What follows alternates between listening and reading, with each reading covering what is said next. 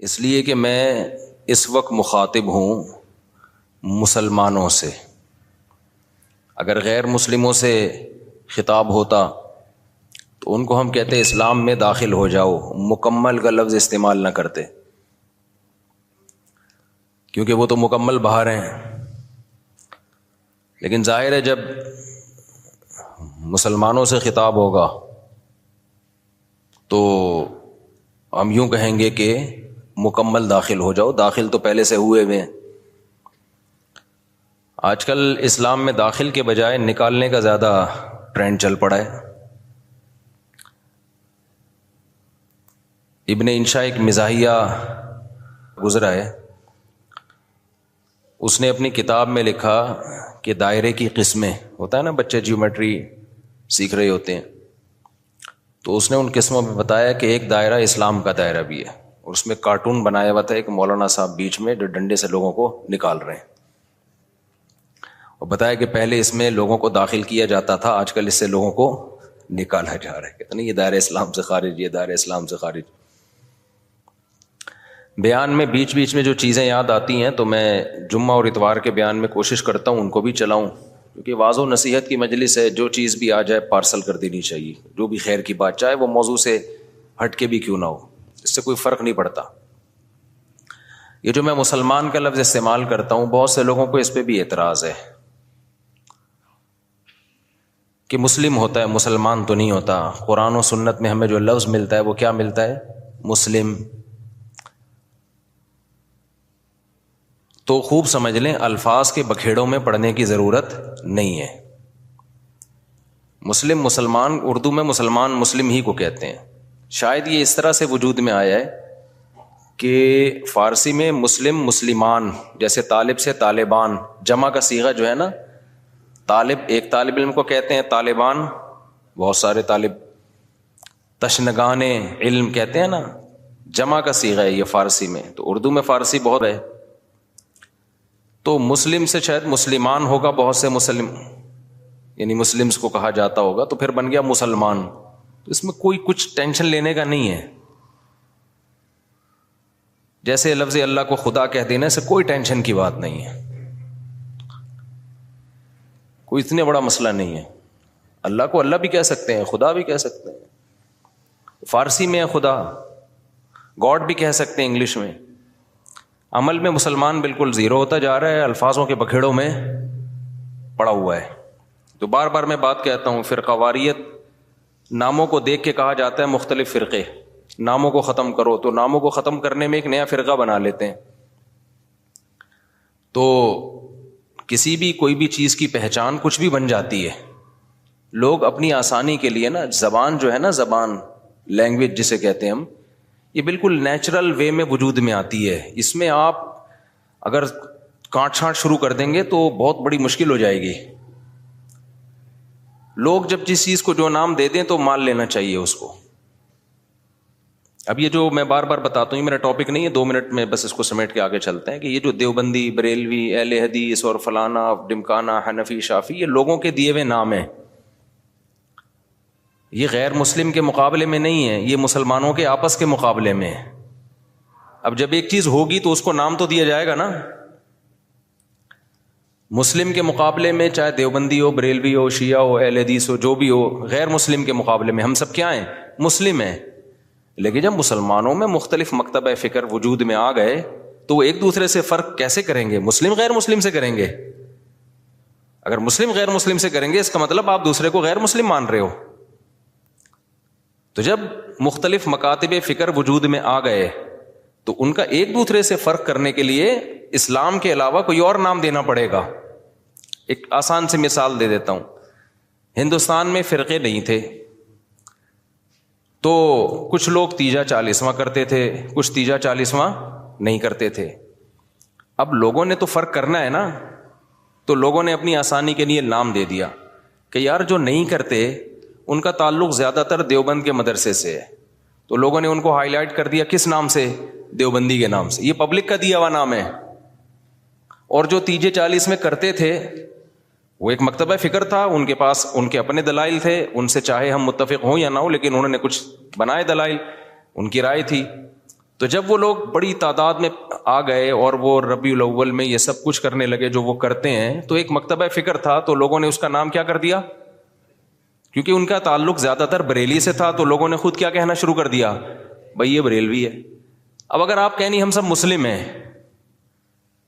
تو اس کا مطلب یہ ہوا کہ جو تیجے 40 میں نہیں کر رہے وہ بریلویوں سے فرق کے لیے لوگ ان کو نام دے مسلم، اس کا مطلب خود بخود مان لیا کہ جو تیجے کر رہے ہیں وہ غیر مسلم ہیں۔ اس سے فرقہ واریت کم ہوگی یا بڑھے گی؟ وہ کہے گا یار ہمیں تم نے غیر مسلم بنا دیا۔ تو مسلمانوں کے آپس میں جب ڈفرنس ہوگا نا تو اس میں فرق کے لیے یہی نام دیے جائیں گے۔ اب جو لوگ کہتے ہیں میں نہ دیوبندی، نہ بریلوی، نہ اہل حدیث، نہ فلانا، نہ ڈمکانا، تو ہم ان سے کہتے ہیں پھر آپ کا نظریہ کیا ہے، آپ کی سوچ کیا ہے؟ تو جو آپ کی سوچ ہے تو وہ سوچ کے لوگ تو پہلے سے پائے جاتے ہیں، تو وہی تو ہو گیا، نام آپ نے وہ نہیں رکھا لیکن وہ سوچ آپ کی پائی جاتی ہے۔ اور جب آپ اپنے آپ کو کہیں گے مسلم مسلم مسلم، تو یہ غیر مسلم سے فرق کے لیے تو مسلم کہا جائے گا، لیکن آپس میں فرق کے لیے اگر مسلم کہہ رہے ہیں اٹ مینس دوسرا کیا ہے، آپ اس کو غیر مسلم مان رہے ہیں۔ اور آسان کر دیتا ہوں، پھر یہ چلتا ہوں آگے۔ یہ بہت زیادہ فرقے آج کل یہ لفظ بہت زیادہ چلایا جا رہا ہے، اس کے نام پہ فرقے کم نہیں ہو رہے، بنائے جا رہے ہیں، فیکٹریاں لگا دی ہیں فرقے بنانے کی۔ اب بہت سے لوگ کہتے ہیں ہمارا کوئی فرقہ نہیں ہے، حالانکہ اسلام میں سب سے پہلے 2 بڑے فرقے وجود میں آئے ہیں۔ یہ تو بعد کے ہیں نا، کسی نے بریلویت کا نام دے دیا، نام بعد میں آئے ہیں۔ یہ جو سوچ تھی وہ تو بہتوں کی ہمیشہ سے رہی ہے، جو نظریے تھے سب سے پہلے جو وجود میں آئے، جو آج تک قائم ہیں، ان کی بات کر رہا ہوں۔ وہ شیعہ اور سنی وجود میں آئے ہیں۔ شیعہ حضرات کا جو بیسک دعویٰ ہے پنجتن پاک، اہل بیت کو اور حضرت علی کو، دیگر اصحاب رسول پہ فضیلت دینا، ان کے اپنے اصول ہیں، وہ ان اصولوں پر عمل پیرا ہیں۔ وہ 2 نمازیں ہمیشہ اکٹھی پڑھتے ہیں، وہ 3 طلاق کو ایک بھی نہیں مانتے، کچھ ایک مانتے ہیں، کچھ ایک بھی نہیں مانتے۔ حضرت عمر رضی اللہ تعالیٰ عنہ کے فیصلوں کو بالکل لفٹ نہیں کراتے، تبھی وہ متع کو بھی جائز سمجھتے ہیں۔ ان میں بڑے فرق تھے ان کے اندر اور سنیوں کے اندر۔ ان کا عقیدہ بھائی 11 امام ہے، 12 امام ہے، وہ امام کو بھی بہت زیادہ امام کو درجہ دیتے ہیں وہ۔ تو جو یہ عقیدوں کے حامل نہیں تھے، جن کا یہ عقیدہ تھا نہیں بھائی قرآن حدیث اور صحابہ، خلفائے راشدین کو بھی ویلیو دینی ہے، تمام صحابہ کو ماننا ہے، ہر نماز اپنے ٹائم پہ پڑھنی ہے۔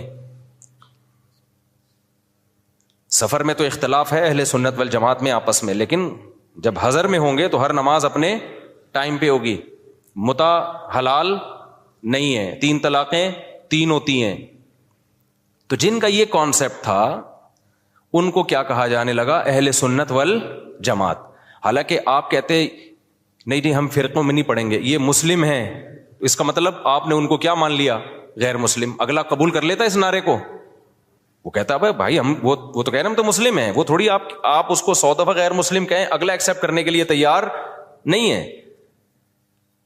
تو علماء نے کیا کیا بھائی ٹینشن سے بچنے کے لیے کہ بھائی 2 مکاتب فکر ہیں، ایک کو اہل سنت والجماعت کہا جاتا ہے اور ایک کو شیعہ کہا جاتا ہے۔ پھر اہل سنت والجماعت کو شارٹ فارم میں سنی کہا جانے لگا۔ میں نے کہا نا زبان جو ہے وہ پرواہ نہیں کرتی ہے، زبان آٹومیٹیکلی وجود میں آتی ہے۔ لوگ جس چیز میں آسانی دیکھتے ہیں اس کو خود وضع کرتے ہیں۔ جو زبان کے الفاظ ہیں ان کو وضع کسی ادارے میں نہیں کیا جاتا، وہ آٹومیٹیکلی لوگوں کی زبان پہ۔ ابھی آج کے نا پروگرام تو بڑھ گیا، چل رہا ہے نا مارکیٹ میں، اب یہ کسی نے بیٹھ کے بنایا ہے، اب ہر جگہ یہ وڑ گیا کا لفظ، اب اصل وڑ گیا کہ جو بھی مطلب ہو، اصل وڑ گیا۔ مجھے کل کسی نے کہا یہ وڑ گیا بہت برا لفظ ہے، اس کا تو یہ مطلب ہے، اس کا تو وہ مطلب ہے، یہ وڑ گیا کا لفظ۔ میں نے کہا جو بھی مطلب ہے ابھی یہ نہیں ہے، ابھی وہ مطلب ہے جو مارکیٹ میں چل رہا ہے۔ وڑ گیا کا مطلب بیڑا غرق ہو گیا پروگرام کا۔ اچھا چھالیاں بھی آ گئی، میم سے بہت آ رہی ہیں، پروگرام تو بڑھ گیا۔ میں شہد لینے گیا تو میں چٹان کے اوپر چڑھا ہوا تھا نا، بہت ہائٹ پہ، ایک یعنی 1000 فٹ بلندی پہ شہد کے لیے میں بلوچستان کے پہاڑ پہ چڑھا۔ شہد کا چھتا میں نے کہا اپنے ہاتھوں سے کاٹوں گا میں، شوق ہے ہمیں اس طرح کی حرکتوں کا۔ اب بہت اوپر ہم چڑھ گئے، پھسلنے کا خطرہ تھا، دھڑام سے نیچے آتا۔ تو جب چھتا کاٹ رہا تھا میں نے کہا ایسا نہ ہو کہ پروگرام تو وڑ نہ جائے، کہیں پاؤں پھسلے اور پروگرام لوگ کہیں پروگرام تو وڑ گیا، کیونکہ ویڈیو بھی بن رہی تھی۔ تو اب آپ لوگوں کو سمجھاؤ نہیں بڑھ گیا ایکچولی بہت اس کے برے معنی ہیں اور فلانا ہے. او بھائی کسی کا ذہن اس برے معنی کی طرف نہیں جا رہا. تو زبان بالکل نیچرل وے میں وجود میں آتی ہے اور اس کو جیسی ہے ویسے ہی رہنے دینا چاہیے, اس کو چینج نہیں کیا جا سکتا. تو اب بالکل ایسا ہی ہے کہ جو اہل سنت والجماعت تھے, شارٹ میں لوگوں نے ان کو کیا کہنا شروع کر دیا, سنی. اب آپ یہ کہیں میرا کوئی فرقہ نہیں ہے, میں کسی فرقے کو نہیں مانتا, میں صرف مسلمان ہوں, تو لوگ آپ سے پوچھیں گے کہ بھائی آپ شیعہ ہو یا سنی ہو. وہ کہ میں شیعہ سنی کو نہیں مانتا, میں مسلم ہوں. میں کیا ہوں؟ خالص مسلم. تو اگلا پوچھے گا نا کہ آپ کے عقیدے کیا ہیں, آپ حضرت علی کو دیگر صحابہ پہ فضیلت دیتے ہو, آپ متع کو جائز سمجھتے ہو؟ وہ کہیں نہیں. اسے کہا جائے آپ ہر وقت 2 نمازیں اکٹھے کرنے کے قائل ہو, ظہر ہمیشہ جیسے شیعہ لوگ پڑھتے ہیں؟ وہ کہے گا نہیں. تو اسی کو تو سنی کہا جاتا ہے جو یہ کام نہیں کرتے. آپ سب صحابہ کو مانتے ہو؟ ہاں جی مانتا ہوں. تو یہی تو سنی ہے, انہی کو تو سنی کہتے ہیں. کہ نہیں میں سنی نہیں, میں مسلم ہوں. تو بھائی جو عقیدے آپ کے ہیں ان شارٹ اس کو سنی کہا جاتا ہے. تو اس میں کیا تکلف ہے منہ سے پھوٹ دو کہ میں سنی ہوں؟ مان رہے ہو انہی عقیدوں کو, تو اسی کے تو لوگوں نے آسانی کے لیے ان شارٹ کیا کہنا شروع کر دیا, سنی کہنا شروع کر دیا. اب آپ اس لیے نہیں کہہ رہے اپنے آپ کو سنی کہ میں فرقے کی چھاپ نہیں لگانا چاہتا. بھائی چھاپ لگانا چاہو یا نہیں چاہو, پبلک جو ان عقیدوں کا حامل ہوتا ہے پبلک اس کو سنی ہی سمجھتی ہے. تو آپ بول دو میں سنی ہوں, کچھ نہیں ہوتا اس سے, کوئی قیامت نہیں آ جائے گی. ایسے موقع پہ بلا وجہ نہیں چیختے پھرو کہ میں سنی ہوں, میں فلانا ہوں, میں ڈمکانا ہوں, میں یوں ہوں. جب ضرورت پڑے تو کہا جا رہا ہے نا, بلا وجہ تھوڑی ہائی لائٹ کیا جا رہا ہے. اور آسان مثال, بر صغیر میں جب احمد رضا خان بریلوی آئے اور انہوں نے وہ بہت زیادہ اس کا پرچار کیا, خاص جو ان کے مخصوص عقائد تھے وہ صحیح تھے غلط تھے, اس پہ بحث میں تو میں جا ہی نہیں رہا. اس کے بعد ایک خاص مکتبہ فکر وجود میں آیا کہ بھائی ربیع الاول کو عید کا دن کہنا ہے اور تیجا کرنا ہے, 40واں کرنا ہے, جو بھی کر رہے ہیں وہ ایکٹیویٹیز. اب کیا ہوا کہ جب یہ ایکٹیویٹیز بڑھی ہیں تو لوگوں نے کہا یہ والے جو لوگ ہیں نا, کچھ لوگ یہ چیزوں کو مانتے ہیں اور کچھ لوگ ان چیزوں کو بولو نہیں مانتے. تو لوگوں نے جو نہیں مانتے تھے ان کو دیوبندی کہنا شروع کر دیا, جیسے ہم لوگ نہیں مانتے, ہمارے اکابر بھی نہیں مانتے تھے. تو لوگوں نے کہا کہ یار یہ جو مکتبہ فکر ہے نا, ان کا تعلق زیادہ تانے بانے ان کے دیوبند مدرسے سے جا کے ملتے ہیں. تو چاہے اب تانے بانے دیوبند سے ملیں یا نہ ملیں, بر صغیر میں صرف دیوبند کا مدرسہ تھوڑی تھا, لاکھوں ہزاروں مدرسے تھے. چاہے جس مدرسے سے بھی فارغ ہو, چاہے وہ دیوبند کا نہ بھی ہو, پبلک نے اس کو کیا کہنا ہے, دیوبندی. کیونکہ پبلک آسانی دیکھ رہی ہے نا, آسانی دیکھ رہی ہے, اس کی ڈیپ میں نہیں جاتی, زبان میں نہیں اتنی ڈیپ میں جایا جاتا. لوگ کہتے ہیں یار ان شارٹ بتاؤ کیا ہو تم. اور جو لوگ یہ کام کر رہے تھے ان کو پبلک نے کیا کہنا شروع کر دیا, بھائی بریلوی کہنا شروع کر دیا. اب آپ کے ہاں کوئی بندہ رشتہ لے کر آیا اپنی بیٹی, آپ کی بیٹی کے لیے, بیٹھا ہوا ہے سامنے, چائے رکھ دیا آپ نے, ڈبو کے بھی نہیں کھا رہا, اس کو پتا ہے رشتہ ٹوٹنے کا خطرہ ہوتا ہے, ایٹیٹیوڈ کے خلاف ہے یہ ڈبو کے کھانا نا, تمیز سے بیٹھا ہوا ہے. آپ لوگ کیا تھے کہ آپ تیجا بھی کرتے ہیں, 40واں بھی کرتے ہیں, عرس بھی مناتے ہیں, قوالیوں میں بھی جاتے ہیں. آپ کا ایک یہ سوچ ہے, آپ کو رشتہ اسی قسم کا چاہیے. میں سمجھا پا رہا ہوں, ادھر توجہ میری طرف. آپ کو رشتہ چاہیے اسی مزاج کا. تو آپ لڑکے سے ان شارٹ کیا پوچھو گے کہ آپ مسلم ہو یا غیر مسلم, یہ پوچھو گے؟ اگر آپ نے پوچھ لیا کہ بیٹا آپ ہمارا کوئی فرقہ ورقہ نہیں ہے, ہم دیکھنا چاہتے ہیں آپ کی سوچ کیا ہے, ہم صرف مسلم ہیں, تو بیٹا آپ مسلم ہو یا غیر مسلم. وہ کیا کہے گا, میں کوئی ہندو عیسائی چمار لگ رہا ہوں آپ کو؟ وہ شرم نہیں آتی آپ کس طرح کے سوال پوچھ رہے ہیں مجھ سے؟ بولو نا کیا ہو گیا, یہی کہے گا نا وہ جواب میں کہیں دیکھو بیٹا ہم فرقوں کو تو مانتے نہیں, ہم تو یہ مانتے نہیں دیوبندی, بریلوی, اہل حدیث اور شیعہ سنی. بیٹا یہ سب چیزیں یہ تو منجن ہے, منجن. یہ کیا ہے؟ یہ فرقوں کے منجن ہیں.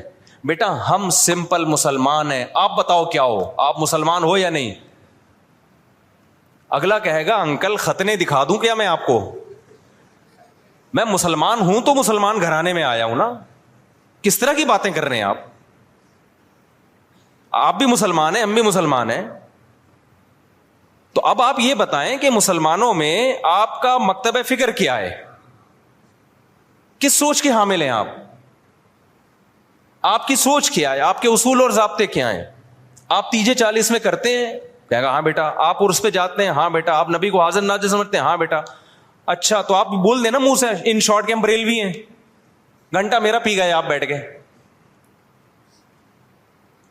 اور لڑکی والے بھی لڑکے سے یہ پوچھیں گے کہ بیٹا ان شارٹ آپ بتاؤ. اچھا لڑکا الٹے سوال پوچھ رہے, آپ مسلم ہیں؟ میں صرف مسلم ہوں, آپ بتائیں مسلم ہیں. وہ دیں گے رشتہ؟ بولے پتہ نہیں کس قسم کا آدمی, ہم کہتے ہندو لگ رہے ہیں ہم تجھے شکل سے کیا. تو وہ بھی ان شارٹ پوچھیں گے بیٹا آپ دو بڑے مکتب فکر بر صغیر میں چل رہے ہیں, کچھ تیجے 40 میں کو مانتے ہیں, کچھ تیجے 40 میں کو نہیں مانتے. تو جو نہیں مانتے ان کو دیوبندی کہا جاتا ہے. لوگوں نے اپنی آسانی کے لیے نام دیا اور سوسائٹی نے اس کو ایکسیپٹ کر لیا اس نام کو, اور جو کرتے ہیں ان کو بریلوی کہا جاتا ہے. تو ان شارٹ آپ بتا دو کہ آپ دیوبندی ہو یا بریلوی ہو. وہ اگر کہتے میں بریلوی, چل بھائی ٹھیک, رشتہ ڈن ڈنا ڈن. اگر وہ کہتے کہ میں دیوبندی ہوں تو بھائی پتلی گلی سے نکلو. سمجھ رہے ہو؟ ناموں کی بات کر رہا ہوں میں. ہاں بلا وجہ اپنا نام ہائی لائٹ کرنا. اچھا ایک اور اس میں ہم اہل حدیث کو بھی اس میں لے لیتے ہیں. اہل حدیث کیا ہے؟ جب شیعہ سنی دو فرقے بڑے وجود میں آئے, جن کا ابھی تک فرقے تو بہت سارے بنے تھے, بہت سارے تو ختم ہی ہو گئے, کیونکہ جو باطل چیزیں زیادہ پنپتی نہیں ہے, اور پنپتی بھی ہے تو ایک جگہ قائم نہیں رہتی. آپ اگر 1200 سال پہلے کے شیعہ کو دیکھ لیں تو الگ تھے, 200 سال بعد والے الگ, آج الگ. تو وہ بہت یعنی ایک جگہ نہیں. آپ اہل سنت والجماعت کو دیکھیں گے نا تو جو 1200-1300 سال پہلے تھے آج بھی اسی ٹریک پر ہیں وہ. خاص طور پر جو ان چاروں مکاتب فکر کو فالو کرتے ہیں, حنفی, مالکی, شافعی, حنبلی, ان کے اصول 1300 سال پہلے لکھ لیے گئے تھے, مسائل بھی لکھ لیے گئے تھے, تو اب اس سے ہٹتے نہیں ہیں یہ. آپ کو حنفی 800 سال پہلے کا بھی وہی نظر آئے گا جو آج تھا, شافعی 800 سال پہلے کا بھی ویسے ہی نظر آئے گا جیسا آج تھا. اگر تبدیلی ہوئی ہے تو بدعت کے حوالے سے ہوئی ہے, کسی میں بدعتیں آ گئیں, کسی میں بدعتیں کوئی ایکسٹریم لیول پہ ادھر چلا گیا. کوئی مسائل کے معاملے کی بات کر رہا ہوں, جو اسلامک لا ہے, لا نہیں چینج ہوا کیونکہ وہ ریٹن فارم میں آ چکا تھا پہلے. تو اب میں عرض کر رہا تھا کہ دو فرقے بڑے وجود میں آ گئے. ایک کو کیا کہا جاتا تھا؟ شیعہ. ایک کو کیا کہا جاتا تھا؟ سنی. تو سنیوں کا جو اصول اور ضابطہ تھا وہ یہ تھا کہ قرآن سے مسئلہ دیکھا جائے, پھر نبی صلی اللہ علیہ وسلم کی صحیح احادیث سے, اس کے بعد صحابہ. تو انہوں نے اس اصول کو سامنے رکھ کے ریسرچ کی, اور باقاعدہ جیسے حدیث کو ریٹن فارم میں محدثین لے کر آئے کہ بھئی اب سینہ بسینہ کب تک چلے گی, اس کو ریٹن فارم میں لے کر آؤ, کتابیں لکھو, ضائع ہو سکتا ہے علم. تو اسی طرح جو مسائل تھے, یہ جائز ہے, یہ ناجائز ہے, یہ مکروہ ہے, یہ حرام ہے, یہ مکروہ تنزیہ ہے, فلاں کام کرنے سے سدا صاحب واجب ہوتا ہے, فلاں غلطی کرو تو سدا صاحب نہیں پوری نماز ہی لوٹانی پڑے گی, ہزاروں مسائل تھے نا. تو ائمہ کرام نے اجتہاد کیا اور مسائل کو ریٹن فارم میں لانا شروع کیا. تو جو اہل سنت والجماعت تھے وہ ان کے 4 مکاتب فکر وجود میں آئے. جو کام امام ابو حنیفہ نے کیا, اس کام سے جو متاثر ہوئے اور اس طریقے کو جنہوں نے فالو کیا ان کو کیا کہا جانے لگا؟ حنفی. اور جنہوں نے امام شافعی کو فالو کیا ان کو کیا کہا جانے لگا؟ بولتے کیوں نہیں؟ شافعی. اب آپ بتاؤ جو امام شافعی کو فالو کرتے ان کو اگر ہم مسلم کہتے کہ نہیں حنفی شافعی کچھ نہیں ہوتا, یہ مسلم ہے, اس کا مطلب شافعی اگر مسلم ہے تو حنفی بھی غیر مسلم ہے؟ نہیں آئی میرا خیال ہے بات سن. تو یہ نام صحیح ہوتا؟ جنہوں نے امام مالک کو فالو کیا ان کو کیا کہا جانے لگا؟ مالکی. جنہوں نے امام احمد کو فالو کیا انہوں کے کیا کہا جانے لگا؟ حنبلی, جیسے کہ سعودی عرب میں. تو اللہ کا کرنا ایسا ہوا کہ یہ 4 اماموں کا فقہی دنیا میں چلا ہے صدیوں. بہت سارے مسائل میں ان میں اتفاق تھا. کچھ مسائل ایسے تھے کہ 2 امام ایک طرف, 2 دوسری طرف, کچھ میں 3 ایک طرف, ایک طرف. تو جو اختلافی تھے وہ اب اختلافی رہ گئے ہمیشہ کے لیے, جو اتفاقی تھے وہ کیا بن گئے؟ اتفاقی بن گئے.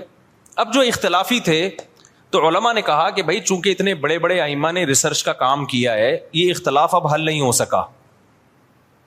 جیسے رفع الیدین کا مسئلہ اختلافی بن گیا, امام کے پیچھے آمین زور سے کہنی آہستہ کہنی ہے, یہ کیا بن گیا؟ اختلافی. ہاتھ یہاں باندھنے یہاں باندھنے, یہ ذہن میں رکھے سینے پہ ہاتھ باندھنا کسی مجتہد سے منقول نہیں ہے، بلکہ سعودی عرب کے ایک عالم کا بھی کلپ بھی آیا، انہوں نے کہا یہ مکروہ عمل ہے سینے پہ ہاتھ باندھنا، کیونکہ اس بارے میں صحیح حدیث موجود نہیں ہے. تو اگر میں کہتا نا ہندوستان کے کسی عالم کا، تو پھر لوگ کہتے ہیں نہیں یہ تو مانتے ہی نہیں حدیثوں کو، حالانکہ غلط بات ہے، کیوں نہیں مانتے بھائی. لیکن سعودیہ کے، تبھی آپ نے ائمہ حرمین کو بھی دیکھا ہوگا سینے پہ ہاتھ نہیں باندھتے، وہ بھی نیچے ہاتھ باندھتے. تو چاروں اماموں میں کسی کے ناف کے اوپر ہے، کسی کے ناف کے تھوڑا سا اوپر، کسی کا ناف کے بالکل اوپر. ایسا چاروں میں سے کسی کی ریسرچ نہیں ہے کہ سینے پہ ہاتھ باندھے جائیں، یہاں یوں کر کے ہاتھ باندھے جائیں. خیر جو باندھتے ہیں ہمیں ان سے کوئی چڑ نہیں ہے، کوئی اتنا بڑا ایشو نہیں ہے یہ. میں تو صرف یہ بتا رہا ہوں کہ یہ جو الزام لگایا جاتا ہے نا کہ یہ لوگ حدیثوں کو نہیں مانتے، یہ الزام غلط ہے. کیونکہ حدیثوں میں ہوتا نا تو یہ چار اتنے بڑے بڑے مجتہدین جن کو پوری امت نے، جو تابعین تبع تابعین کے دور کے لوگ تھے، ان کو تو حدیثیں زیادہ پہنچی تھیں اور حدیث کی سند کی تحقیق یہ زیادہ اچھے طریقے سے کر سکتے تھے، یہ قائل ہوتے اس کے. تو ابن خزیمہ کی جو روایت ہے سینے پہ ہاتھ باندھنے والی، وہ صحیح روایت نہیں ہے.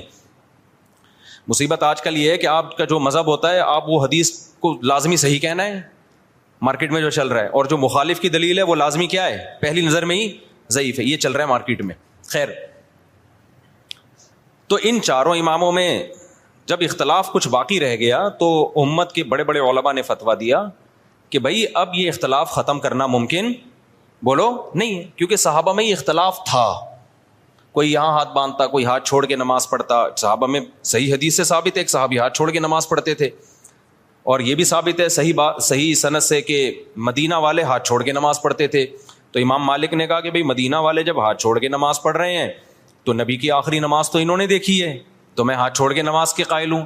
ٹھیک ہے، ہاتھ باندھنے والی حدیثیں ہیں لیکن وہ پرانے زمانے کی ہیں. مدینہ کس کو فالو کر رہا ہے؟ نبی کے آخری عمل کو فالو کر رہا ہے، تو میں ہاتھ چھوڑ کے نماز. تبھی مالکیہ پوری دنیا میں جہاں بھی ہیں کیسے نماز پڑھتے ہیں؟ بولتے کیوں نہیں؟ ہاتھ چھوڑ کے.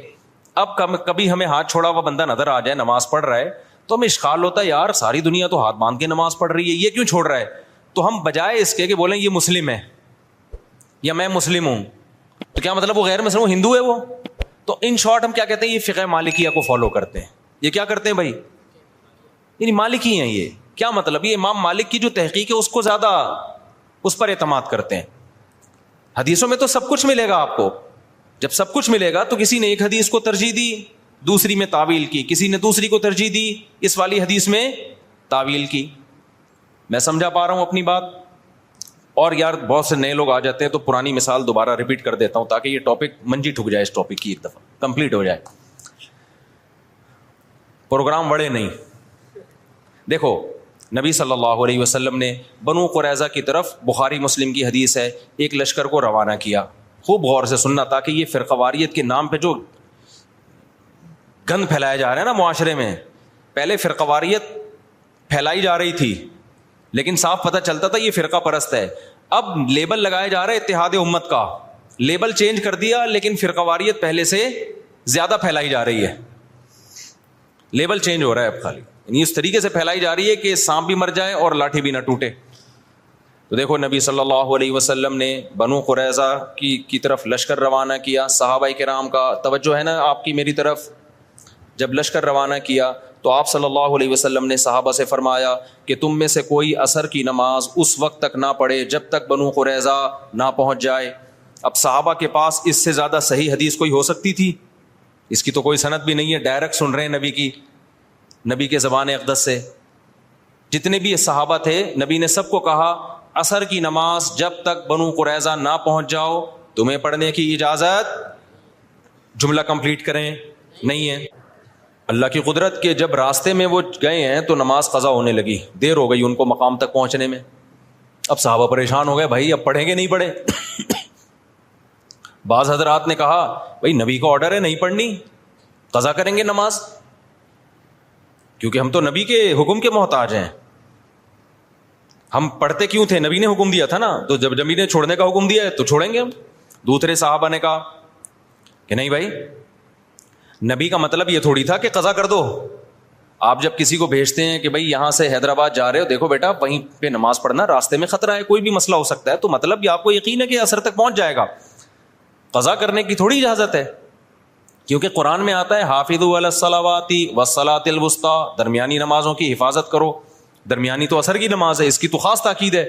تو نبی کا حکم تو یہ ہے لیکن نبی کا مقصد یہ بولو نہیں تھا. نبی عالم الغیب تھوڑی ہے, ان کو کیا پتا تھا کہ یہ قضا کر لیں گے, تو اس لیے ہم پڑھیں گے. اب دو جماعتیں بن گئیں, ایک نے کہا ہماری رائے ہے کہ ہم نے پڑھنی ہے, دوسرے نے کہا ہماری رائے ہے کہ ہم نے. دونوں کا مقصد کیا, خواہش نفس تھا.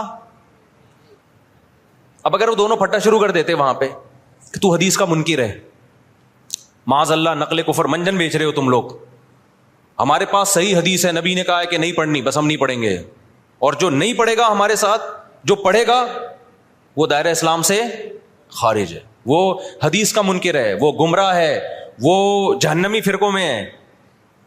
اس سے فرقہ واریت کم ہوتی یا بڑھتی؟ بولتے کیوں نہیں؟ لڑائی پیدا ہوتی, پھڈا پیدا ہوتا. جن کا خیال تھا نہیں پڑھنی, انہوں نے کہا بھائی ہمیں یہ سمجھ میں آ رہا ہے, اب نبی موجود تو ہے نہیں کہ ہم ان سے پوچھیں یا رسول اللہ آپ کا مطلب کیا تھا. رابطہ بھی نہیں ہے, کوئی فون بھی نہیں تھا اس زمانے میں. دوسرے فریق نے کہا بھائی ہمیں تو یہی لگ رہا ہے کہ نبی کا یہ مفہوم نہیں تھا, وہ تو ہمیں آسانی کے لیے نبی نے حکم دیا تھا, راستے میں خطرات ہوتے ہیں, اب قضا تھوڑی ہو سکتی ہے, ہمیشہ پڑھی ہے بھائی, تو آج بھی پڑھیں گے ہم. انہوں نے پڑھ لی. اب انہوں نے نہیں پڑھنے والوں کو یہ نہیں کہا کہ تم تو مطلب ہی نہیں سمجھتے حدیثوں کا, تمہارے مطلب کھوپڑی میں سینس. آج کل فروئی مسائل میں اسی طرح چیلنج کیا جاتا ہے نا, جب فروئی مسائل میں اختلاف کو ذکر کیا جاتا ہے تو مذہبی اسکالر کا ایٹیٹیوڈ یہی ہوتا ہے, بدتمیزی والا. تو صحابہ میں سے جن کا خیال تھا پڑھنی چاہیے پڑھ لی, جن کا خیال تھا نہیں پڑھنی چاہیے نہیں پڑھی. دو مکتب فکر وجود میں آ گئے کہ نہیں آ گئے اس لحاظ سے وقتی طور پہ. اچھا, دونوں نے ایک دوسرے کے پیچھے نمازیں بھی نہیں پڑھی, یہ بھی ذہن میں رکھیں. جب وہ پڑھ رہے تھے تو انہوں نے ان کی اقتدا نہیں کی ہے, ان کا خیال تھا یہ غلطی پر ہے. جب ایک جماعت نماز پڑھ رہی تھی تو دوسرے نے یہ ان کے پیچھے نماز نہیں پڑھی, کیونکہ ان کا خیال یہ تھا بھائی نبی کا مقصد, نبی نے حکم دیا نہیں پڑھنی ہے تو ہم کیسے پڑھ لیں. تو وہاں کسی نے فتویٰ نہیں لگایا کہ یہ دونوں ایک دوسرے کے پیچھے نمازیں ہی نہیں پڑھتے, یہ تو ویسے ہی کیا ہیں, گمراہ ہیں. بھائی کیسے پڑھے, ان کی رائے یہ کہ یہ ٹھیک نہیں کر رہے, اس لیے نہیں پڑھی انہوں نے نماز. تو میری اگر رائے یہ ہے کہ یہ والا مکتبہ فکر سنت کے مطابق نماز نہیں پڑھتا, یا ایسے نماز پڑھتا ہے کہ میری رائے کے مطابق وہ شرائط ہی نماز کی پوری نہیں ہوتی, تو میں نہیں پڑھوں گا. آپ مجھے کیوں گن پوائنٹ پہ مجبور کر رہے ہیں کہ پڑھو اس کے پیچھے آپ, فرقہ واریت کو ختم کرنے کے لیے. اس سے فرقہ واریت تھوڑی ختم ہوگی. فرقہ واریت کیسے ختم ہوگی؟ جو صحابہ کا ایٹیٹیوڈ تھا, جس نے پڑھنی ہے پڑھ لے, نہیں پڑھنی ہے نہیں پڑھے. کسی نے گن رکھ کے دوسرے کو نہ پڑھوانے کی کوشش کی اور نہ چھڑوانے کی کوشش کی. میں سمجھا پا رہا ہوں, خدا کی قسم قدر کر لو ان باتوں کی, قدر کر لو, قدر کر لو ان باتوں کی. یہ جو آج کل نئے نئے اسکالر جراثیم پیدا کر رہے ہیں نا, یہ بہت خطرناک جراثیم ہے, ان سے تم گمراہ ہو جاؤ گے. پھر کیا ہوا جب یہ فریق نبی کی خدمت میں پہنچا ہے واپس, نبی کو اطلاع دی گئی کہ ایک نے ایسا کیا دوسرے نے ایسا کیا, نبی نے کسی کو ملامت بولو نہیں کی. یہاں سے فقہا کو ایک اصول مل گیا قیامت تک کے لیے, بھائی حدیث کی تشریح میں اگر اختلاف ہوگا تو وہ اختلاف برا نہیں ہے. میں سمجھا پا رہا ہوں اپنی بات. اگر حدیث کی تشریح میں اختلاف, دیکھو جن صحابہ نے نماز چھوڑی انہوں نے حدیث کے الفاظ لیے, ایسا ہی ہے نا. جنہوں نے نماز پڑھی کیا انہوں نے حدیث نہیں لی؟ انہوں نے لی. انہوں نے حدیث میں تعویل کی, انہوں نے کہا حدیث کا یہ مطلب نہیں ہے. کیوں نہیں ہے بھائی یہ مطلب؟ کیوں نہیں ہے؟ اس لیے کہ قرآن کہہ رہے ہیں اثر کی حفاظت کرنی ہے, تو قرآن کا بھی تو حکم ہے نا, اس کو بھی تو فالو کرنا ہے. اب اگر کوئی ہمارے سامنے حدیث کا ریفرنس پیش کرتا ہے اور ہمارے خلاف جاتا ہے, ہم کہتے ہیں حدیث کا یہ مطلب نہیں ہے, تو 2-2 فٹ توے پر اچھلنے شروع کر دیتا ہے وہ کہ دیکھو نبی کی حدیث آئی, بجائے سینے سے لگانے کے فوراً کہہ رہے ہیں حدیث کا یہ مطلب نہیں ہے. یعنی یہ بتائیں گے ہمیں کیا مطلب ہے. اور بھائی ہم جو مطلب دوسرا بتا رہے ہیں وہ اس لیے بتا رہے ہیں کہ اس کے مقابلے میں دیگر دلائل کو بھی تو دیکھو, قرآن کو بھی تو دیکھو, حدیث متواتر کو بھی تو دیکھو. اس لیے ابن قیم رحمہ اللہ تعالیٰ نے ان صحابہ کی رائے کو زیادہ ترجیح دی ہے جنہوں نے نماز پڑھی ہے. انہوں نے کہا انہوں نے کیا کیا ہے کہ حدیث کا ایسا مفہوم بیان کیا کہ وہ حدیث دیگر حدیثوں سے اور قرآن کی آیتوں سے میچ کر گئی ہے. وہ زیادہ ان کا مذہب ثواب سے سواد والا ثواب یعنی درستگی کے زیادہ قریب تھا. تو یہی امام حنیفہ کا اصول ہے کہ جب بھی کوئی حدیث آتی ہے چاہے صحیح حدیث ہو, وہ قرآن اور احادیث مشہورہ متواترہ پہ پیش کرتے ہیں. اگر اس کے موافق ہے تو ٹھیک ہے, نہیں ہے تو اس میں تعویل کر دیتے ہیں. تو یہ اس حدیث سے ہمیں زندگی بھر کے لیے ایک اصول پتہ چل گیا. بھائی قرآن و سنت میں اگر نیت اللہ رسول کی ماننی ہے, دائیں بائیں جانا مقصد نہیں ہے, اپنی خواہشات کی پیروی مقصود نہیں ہے, تو پھر اگر حدیث کی تشریح میں اختلاف ہوگا تو وہ اختلاف برا نہیں ہے, اور اس کی بیس پہ نہ انسان جہنم میں جاتا ہے, بلکہ اس کی بیس پہ ہوتا کیا ہے, نبی کا حکم صحیح حدیث موجود ہے, اذا اجتہد المجتہد, جب کوئی اجتہاد کرتا ہے, مجتہد عام آدمی نہیں, مجتہد اجتہاد کرتا ہے, فإن اخطأ فلہ اجر, غلطی کرے گا پھر بھی اجر ملے گا, وإن اصاب فلہ اجران, درست نتیجے تک پہنچے گا 2 اجر ملیں گے اس کو. ہم کہتے ہیں دونوں صحابہ میں سے ایک نے صحیح کیا دوسرے نے غلط کیا, لیکن جس نے غلط بھی کیا نیت ٹھیک تھی ان کی, ان کو یہی سمجھ میں آیا تو غلط کے باوجود ان کو اجر ملا, اور جنہوں نے صحیح کیا تو ان کو کتنے اجر ملے, بولو 2 اجر ملے. لیکن اتنی بات ثابت ہو گئی کہ نہ انہوں نے ان پہ طعنہ تشنیع طنز کیا, نہ انہوں نے ان پہ طنز کیا. اب ہوا یہ کہ چاروں اماموں نے جب اجتہاد کیا تو اس کے نتیجے میں بھی یہی ہوا ہے کہ بہت سے مسائل میں آپس میں کیا ہو گیا, اتفاق. مثال کے طور پر اس مسئلے میں اتفاق ہو گیا کہ حالت اقامت میں حضر میں 5 نمازیں اپنے ٹائم پہ پڑھی جائیں گی, 2 نمازیں اکٹھی نہیں کی جائیں گی. سفر میں 3 امام اس کے قائل ہوئے کہ 2 اکٹھی کی جائیں گی, امام صاحب نے کہا کی جائیں گی, مگر کس طریقے سے, قضا کر کے نہیں, بلکہ ظہر کو آپ عصر کے قریب لے کے جائیں گے, پھر پڑھیں گے, پھر عصر کو مقدم کریں گے. انہوں نے حدیثوں میں یہ مفہوم کیوں بیان کیا, وہی اصول تھا ان کا, بھائی پہلے کس پہ پیش کرو, قرآن پہ. تو قرآن تو ہر نماز سفر ہو یا حضر اپنے ٹائم پہ پڑھنے کا حکم دے رہا ہے آپ کو, تو انہوں نے کہا اس طریقے سے جمع کی جائیں گی. اب کیا ہوا, اسی طرح صدقہ فطر میں اختلاف ہوا. امام ابو حنیفہ نے کہا حدیث میں آتا ہے کہ آٹا دے دو کسی غریب کو, تو اگر کوئی پیسے دے دے تو بھی ٹھیک ہے, مقصد تو پورا ہو گیا. تینوں اماموں نے کہا نہیں بھائی مقصد نہیں, حدیث میں جب آٹا ہے تو ہم کیا دیں گے, آٹا ہی دیں گے. لہذا آپ نے سعودی عرب میں دیکھا ہوگا جب وہ عید کے دن فطرانہ دیتے ہیں تو آٹے کی تھیلیاں لے کر آتے ہیں عیدگاہ میں, دیکھا ہوگا نا جو لوگ سعودی عرب میں رہے ہیں. ہمارے یہاں ڈائریکٹ پیسے جمع کرا دیتے ہیں, ایسا ہی ہے کہ نہیں ہے. اب کیا ہوا, امام شافعی کی رائے ہوئی کہ بھئی ہاتھ یہاں باندھے جائیں, امام حنیفہ کی رائے ہوئی ہاتھ یہاں باندھے جائیں, امام مالک کی رائے ہوئی کہ ہاتھ چھوڑ دیے جائیں. تو یہ سب چیزیں حدیثوں میں ہمیں ملتی ہیں. امام شافعی کی رائے رکوع میں جاؤ تو ہاتھ اٹھا کے نماز پڑھو, رفع الیدین کرو. امام حنیفہ کی رائے ہوئی عبداللہ بن مسعود کی صحیح حدیث ہے کہ بھئی صرف تکبیر تحریمہ میں کرو, اس کے علاوہ نہیں کرو, اور اس نماز کو عبداللہ بن مسعود نے نبی کی نماز قرار دیا. تو امام صاحب نے دلائل کے تانے بانے ملائے, انہوں نے کہا میری نظر میں یہ آخری نماز ہے نبی کی, اس پہ قرائن ہے ان کے پاس, بہت مضبوط قرائن ہے.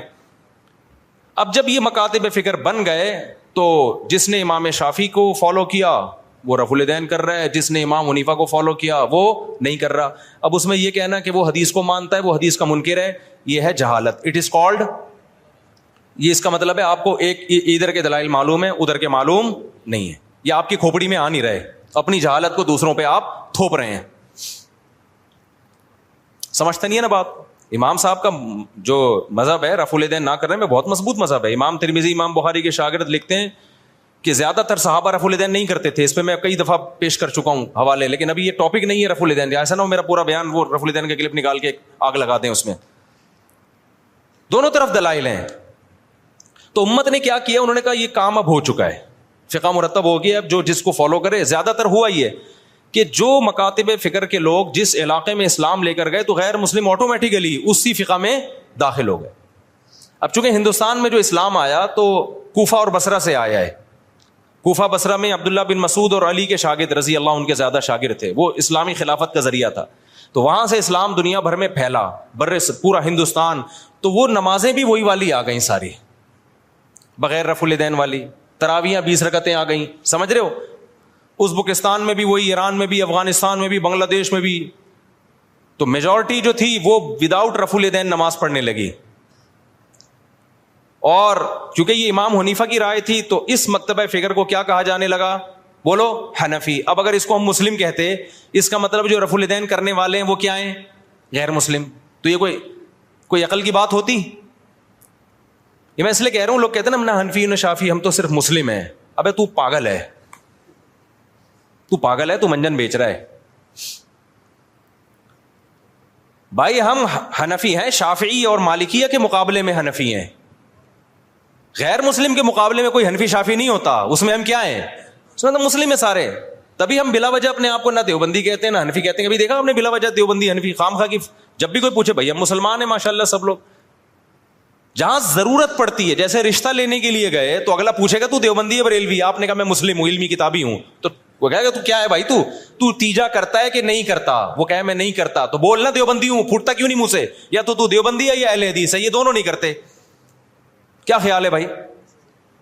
یا تو دیوبندی ہے یا کیا ہے, اہل حدیث ہے, کہ نہیں میں کچھ بھی نہیں ہوں. تو کیوں ٹائم ویسٹ کر رہا ہے بھائی تو؟ آپ اس سے پوچھ رہے ہیں لڑکی والوں سے آپ کیا ہیں, وہ کہیں میں ہم مسلم ہیں. او بھائی مسلمان کیا میں ہندو لگ رہا ہوں آپ کو شکل سے؟ آپ تیجا کرتے ہیں, ہاں جی کرتا ہوں. آپ ربیع الاول کو عید مناتے ہیں, ہاں جی, تو بولو منہ سے. ان شارٹ ایسے لوگوں کو کیا کہا جاتا ہے؟ بریلوی کہا جاتا ہے. فرقواریت تو جب پھیلتی کہ جب ہم بلا ضرورت ان ناموں کو استعمال کر رہے ہوتے خام خواہ میں. جہاں ضرورت نہیں ہے وہاں بھی اپنے نام کے ساتھ بلا وجہ کا حنفی لگایا ہوا ہے, بلا وجہ کا شافی لگایا ہوا ہے, بلا وجہ کا دیوبندی لگایا ہوا ہے, بلا وجہ کا اہل حدیث لگایا ہوا ہے. یہ تو بلا وجہ کا ہے. پھر ہم کہتے ہیں یار بلا جہاں ضرورت ہوگی وہاں یہ نام استعمال کیا جائے گا, جہاں ضرورت نہیں ہے تو وہاں یہ نام استعمال نہیں کیا جائے. اور جس کا کوئی نام ہی نہیں ہے, کہیں بھی منسوب نہیں ہے, اس کا مطلب وہ بالکل فارغ ہے. اس کا مطلب وہ, کیونکہ جتنے بھی مسلمانوں میں فرقے چلے آ رہے ہیں وہ یا تو یہی ناموں سے ہیں, اور حدیث میں آتا ہے جو اہل حق ہے وہ ہمیشہ رہیں گے. تو آپ جب نئی چیز مارکیٹ میں لا رہے ہو تو آپ کبھی بھی اہل حق میں شامل نہیں ہو سکتے. تو اس لیے جلدی جلدی اب ہو گیا تو اب کیا کروں, پھر اس کو جلدی سے نمٹاتا ہوں میں جلدی سے اس ٹاپک کو. تو یہ جو سنیوں کے 4 مکاتب فکر تھے نا, ان میں وہ اختلاف نہیں ہے جو شیعہ اور سنی کا اختلاف ہے, کیونکہ یہ سب قرآن کو مانتے ہیں, حدیث کو مانتے ہیں, ایک دوسرے کا احترام کرتے ہیں, سب بدعت کے خلاف ہیں. تھوڑے تھوڑے ان میں آگے جا کے اختلاف آتے ہیں.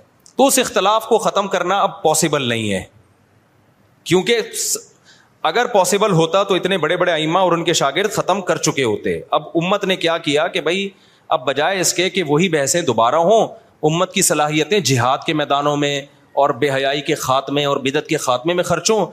امت کے علماء صلحاء نے فتویٰ دیا بھائی اب کیونکہ ہماری نظر میں اہل سنت والجماعت وہ حق پرست فرقہ ہے, وہ اہل حق میں سے ہیں, تو سنی جو ہے ہماری نظر میں, کیونکہ حدیث میں جو علامتیں بیان کی گئی ہیں ما انا علیہ و اصحابی, جو میرے اور صحابہ کے طریقے پہ چلے گا, تو شیعہ حضرات چونکہ صحابہ کو نہیں مانتے, تو ہماری رائے یہ کہ بھائی ہم نجات یافتہ فرقہ کس کو سمجھتے ہیں؟ سنیوں کو. ہاں ہم لڑائی کے قائل نہیں ہیں کہ شیعوں کو جا کے تنگ کرنا شروع کر دیں, کیونکہ آپ کی رائے سے اگر کوئی اختلاف کرتا ہے تو میں نے بتایا 100 دفعہ اختلاف کرے, اس سے پھڈا نہیں ہوتا. پھڈا جب ہوتا ہے جب آپ منہ پہ جا کے کسی کو برا بلا کہنا شروع کر دو, یا ہر وقت بیان میں آپ ان کو برا بلا کہہ رہے ہو. اپنی علمی رائے بیان کر دیں, اس کے بعد کیا ہو جائیں آپ خاموش, جس نے آنا ہوگا آ جائے گا, نہیں آنا ہوگا تو چھوڑو رہنے دو. کیا خیال ہے بھائی؟ فرقواریت جب پیدا ہوگی جب آپ اس کو برا بلا کہیں گے, آپ کہیں بھائی ٹھیک ہے بھائی آپ کی رائے, آپ نہیں عمل کریں, آپ 2 نمازیں اکٹھی پڑھیں, آپ جو ٹھیک ہے جیسے ہمیشہ سے ہوتا رہے. کہیں بھی لڑائی کی کوشش ہوئی ہے تو علماء نے اس کو ختم کرنے کی کوشش کی ہے. لڑائی بھی ناجائز ہے, اور وہ طریقہ جس سے لڑائی پھیلے, ممبروں پہ نام لے کے مخالفت کرنا, ممبروں پہ نام لے کے برا بلا کہنا. آپ کہ میں تو لڑائی نہیں کر رہا, تو بھائی ذریعہ تو بن رہے ہو نا. ایک آدمی اپنی ساس یا سسر کے خلاف ممبر پہ بیٹھ کے بولتا رہتا ہے, جب وہ آئے گریبان پکڑے مارا انہوں نے اس کو, سالوں نے مارا, تو کہہ رہے میں نے آج تک تم پہ ہاتھ نہیں اٹھایا, تم پتہ نہیں کیوں مجھے مار رہے ہو, میں تو ہمیشہ محبت کی بات کرتا ہوں, میں نے کبھی تمہیں نہیں کہا کہ لڑائی کرو. کہہ رہے ہیں بھائی تو لڑتا نہیں ہے لیکن تو باتیں کر رہا ہے کہ لڑوانے والی. تو بعض لوگ گھننے بنے ہوئے ہوتے ہیں. تو شیعہ سنی لڑائی ہمارا ملک اس کا متحمل نہیں ہے. جو ان کا عقیدہ ہے بھائی وہ ان کو کرنے دو. آپ محبت والے انداز سے دلائل کی سے لوگوں کو بتا دو بھائی یہ ہماری نظر میں ٹھیک ہے اور یہ کیا ہے غلط ہے, تمہاری مرضی, ادھر چلے جاؤ ادھر آ جاؤ, یہ طریقہ صحیح ہے. تبھی ہم سے ہر طرح کے لوگ ملتے ہیں, شیعہ بھی ملتے ہیں, اہل حدیث بھی ملتے ہیں, ہر طرح کے. ہم حالانکہ میں تو دلائل سے بات کرتا ہوں کہ بھائی یہ ہماری نظر میں ٹھیک ہے, یہ لڑنے بھڑنے والی بات بولو نا کیا ہو گیا, نہیں ہے.